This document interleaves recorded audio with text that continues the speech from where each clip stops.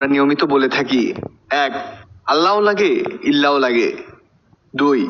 তোর মুখে ফুলচন্দন পড়ুক। ফুলচন্দন হিন্দুদের পূজা করার সামগ্রী। 3.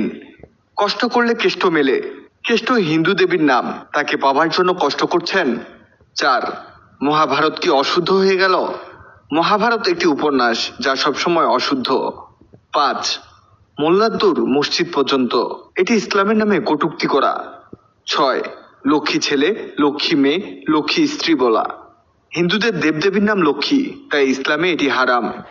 7. কোন ওষুধকে জীবন রক্ষাকারী বলা। জন্ম মৃত্যু একমাত্র আল্লাহর হাতে।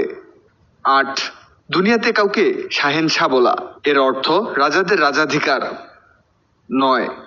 নির্মল চরিত্র বোঝাতে ধোয়া তুলসী পাতা বলা, এটি অন ইসলামিক পরিভাষা যা হারাম। 10.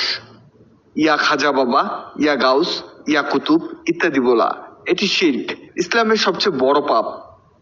11. ইয়া আলী, ইয়া রাসূলুল্লাহ সাল্লাল্লাহু আলাইহি সাল্লাম বলে ডাকা, মানে দোয়া করা অর্থে আল্লাহ ছাড়া কারো কাছে কিছু চাওয়া, আল্লাহ ছাড়া পৃথিবীর কারোর কাছে কিছু প্রার্থনা করা শিরক। 12. বিসমিল্লাহ গলত বলা, এটি সরাসরি কুফরি। 13. মৃত্যুর সাথে পাঞ্জা লড়া বলা, কুফরি বাক্য, তাই সাবধান। 14. মধ্যযুগ বর্বরতা বলা, মধ্যযুগ ছিল ইসলামের স্বর্ণযুগ। 15. মন ঠিক থাকলে পর্দা লাগে না, ইসলাম ধ্বংসকারী মতবাদ। 16.